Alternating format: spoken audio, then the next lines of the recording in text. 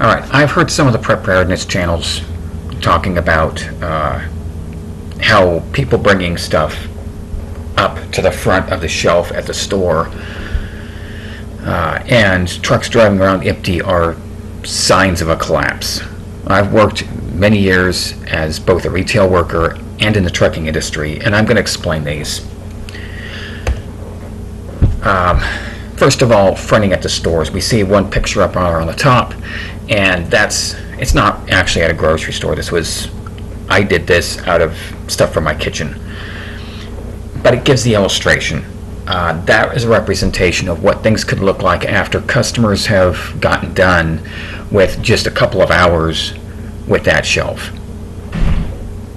Some stores go back as often as every 15 minutes, and they try to fix everything. That could be in as little as 15 minutes on busier stores, and on other stores that could be a couple hours. But if the trucks stop coming, if they cannot get stuff gets wiped out real fast. They don't keep a lot of stuff in the back room on these stores. The back room is oftentimes, sometimes they have some staging spots where they can bring stuff off the truck and stage it to get the truck out more quickly, and sometimes they just use the store floor and just bring it right out there. A lot of times these days they don't have any room in the back room. So to fill these holes, because the bottom one is what you want to be shopping at. It's what you can see. I mean, imagine a shelf across the top. You wouldn't even be able to see half the stuff that they have for sale, or even see what it is if they left it alone like they did in the top picture. In the bottom picture, that's what you want to see. You want to be able to see where your soda is. What is that item? And so they want it to look like that. And how they get it there is not taking cases from the back room and putting it right there in the front to fill the holes. That would mess up the rotation, the first in, first out rotation. And who knows how old the stuff in the very back would start to get if they did that. And that's why they like to wait until they keep pulling it forward. To sell a case of good 24 cans here, there's a good chance here they're going to move that anywhere from 8 to 24 times that they will move those cans to get them on up there. Retail is a lot of work. Bringing them all up to the front is actually a normal practice. It's been in place pretty much since the grocery store started, since our modern grocery store started. It's been around so long, some of those convenience stores, they have those plastic trays that are at a slant that slide stuff forward automatically. I mean, that's how old and routine this process is to get everything up to the front. So yeah, they put stuff where it needs to go, they move the stuff around and get it to where it looks nice. That's their whole point. And therefore I would say that facing things, making them all look towards the front, making them all face forward, and bringing them to the front.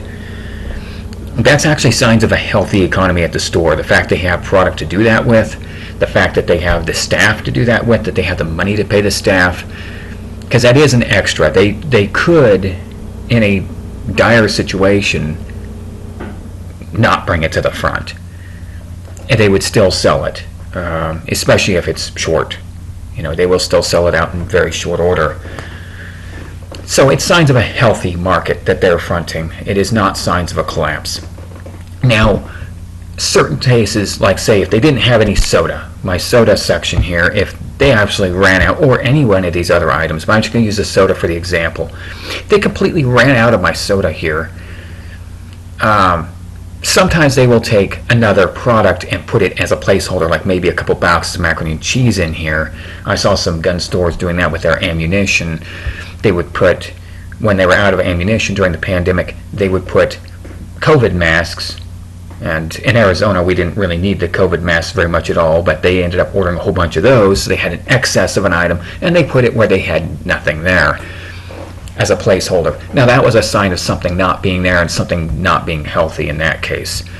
But just moving it where it needs to be and moving it to the front, that's not a sign that they're empty. It's just, hey, they only get a few trucks a week, and that's all they need. Now let's talk about those trucks too. So what is normal, what is not? Normal stuff is over here on my left side, over here with the empty trucks and all this. and not normal is over here on the right side. All right, empty trucks, that's on the normal side. It costs a lot of money in fuel to run one of those trucks. It is one of the truckers' biggest expenses to stay operating, to run the empty trucks. To run a truck at all, empty or loaded, it costs a lot of money. And they aren't going to move it empty unless they're either moving to a good load, or they're moving somewhere else they need to be, or delivering the truck. It could be a new manufactured truck, and that's how they get it where it goes to. They have a driver take it there. I used to do that too. They have a driver take it from wherever they're going to, wherever they've made it, or wherever they've done work on it sometimes, to wherever they're going to do work on it. They do all kinds of stuff with moving empty trucks, but a lot of times too, for example, a truck that's hauling fertilizer to a farm, they're not going to have anything to haul out of there in a fertilizer truck. They're going to need different equipment to haul it out, and it takes time to grow. They're not going to let their trucks sit there. Trucks like to stay moving, so they will look for whatever load is nearby, and sometimes that is a ways away. At times, I've driven up to 1,000 miles to get a good load. Generally, they don't want to go more than 250 to 500 miles, but when you look at what that is, 250 miles, most truck drivers will go at least 250 miles to get to a new load.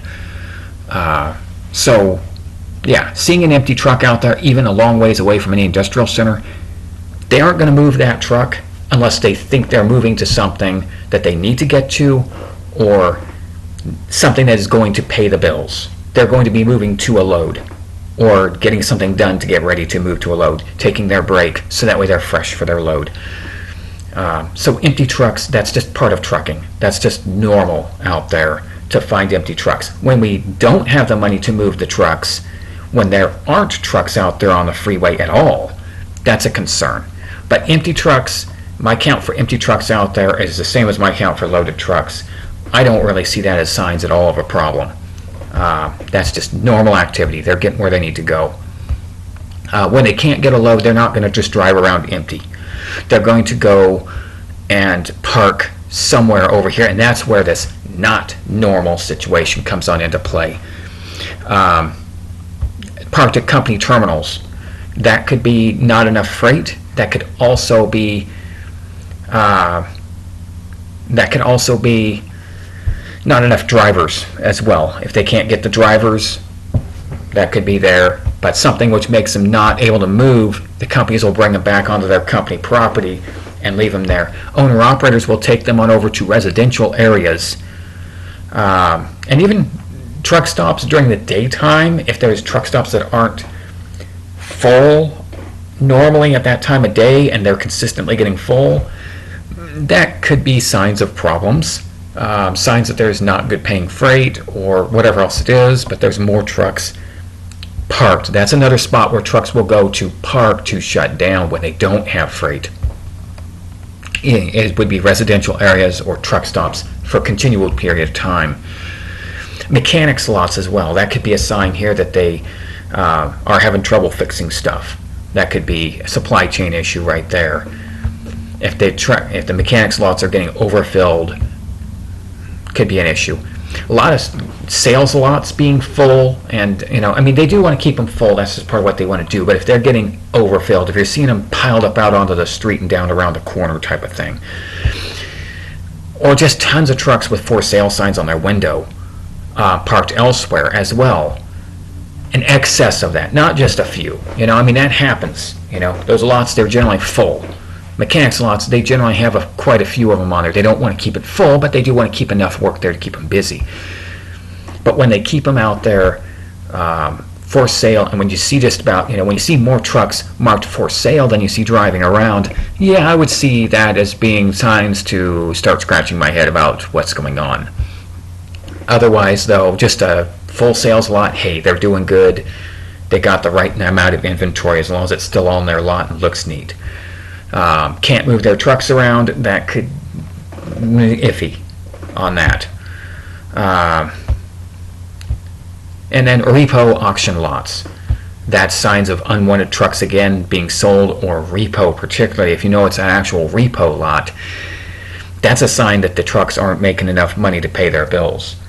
And when enough trucks get repoed, there's going to be a hard time to get anything moved around at all. So repo trucks, repo lots are huge. You don't want to see them getting overfilled. If they're having trouble storing everything, that's an issue. So, yeah, empty trucks are normal. Lines at the fuel islands, we actually have a protocol out there. They're supposed to pull forward once they're done fueling because it's expected to be a line, but that's how they're going. They're getting their fuel to get back out on the road. Yes, they're stopped at that moment, but they're able to pay that fuel bill and they need to get going again. So there it is. That's normal. Truck stops full overnight. A lot of truck drivers take their time. That's where they stop overnight. They pull into a truck stop or a rest area, and they typically do fill up overnight, sometimes excessively. There's been a lot of issues with them being overfull, but that just means there's a lot of trucks trying to get somewhere, usually. Now, during the daytime, in a spot that's not normally full, there are some truck stops that are just not full enough, that are just not big enough. But, yeah, that's not, I would not consider that a sign of a collapse. Repo lots full, yes, that's a sign of a collapse right there. That's really not a good sign.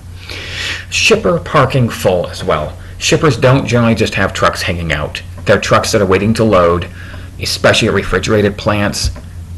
They'll be waiting there for days. That is normal. You expect that if you go out and do refrigerated, especially beef plants, animal plants that you're going to.